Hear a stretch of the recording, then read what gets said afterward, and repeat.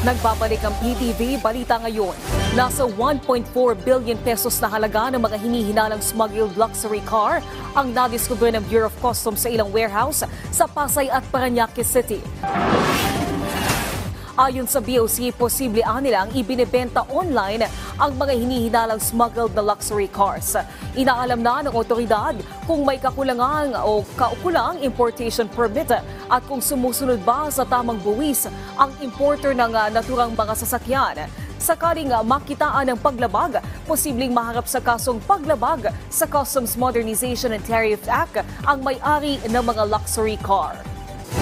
Samantalang umabot na sa 110 milyong piso ang halaga ng pinsala na idinulot ng ulan at baha na dala ng shear line sa lalawigan ng Palawan. Sa report ng Provincial Disaster Risk Reduction and Management Office Head Jerry Alili, karamihan sa mga napinsala ay mga produktong pang-agrikultura, livestock at kalsada. Kaugnay nito, nasa state of calamity pa rin ang mga bayan ng Aborlan, Nara at Brooks Point. Sa ngayon, humingi na ng tulong ang provincial government sa Department of Agriculture at Department of Public Works and Highways para mabilis na maipaabot ang tulong sa mga naapektuhan ng kalamidad. Samantala, alamin natin ang ibang balita sa PTV Davao mula kay Jay Lagang.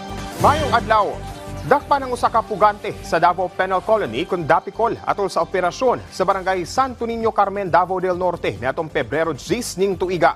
Ang dinakpan giilanga si Elmer Capito Quintana, taga Compostela, Davao de Oro. Sumala sa Carmen PNP, nakatakas kini gikan sa Dapicol sa Braulio E. Duhali, Davao del Norte niadtong Pebrero 1 ning tuiga. Nakuha sab sa nidakpan atol sa pag-aresto kaniya ang usa ka pouch nga dunay sulod nga driver's license, national ID ug mga papel nga dunay contact number sa iyang pamilya ug mga higala. Gikustudiya dayon kini sa Carmen PNP.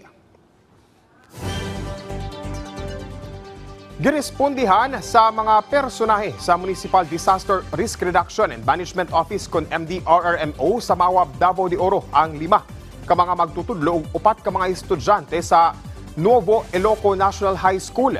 Kini human nga nakasinati og pagkalipong, pagsuka ug paglisod sa ginhawa niadtong Pebrero 12 ning tuiga. Sumala sa investigasyon sa Mawab MDRRMO ang hinungdan sa maong gibati sa mga estudyante ug mga magtutudlo moang isog nga baho gikan sa pesticides nga gituhang gispray sa mga mag-uuma sa kasigbit nga mga humayan sa tunghaan. Daling gidala ang mga apektadong individual sa klinik sa eskwelahan aron nga mahatagan og saktong atensyong medikal. Gitambagan sab sa MDRRMO ang tulunghaan nga temporaryo una nga dili ipagamit ang school building nga duol sa mga humayan.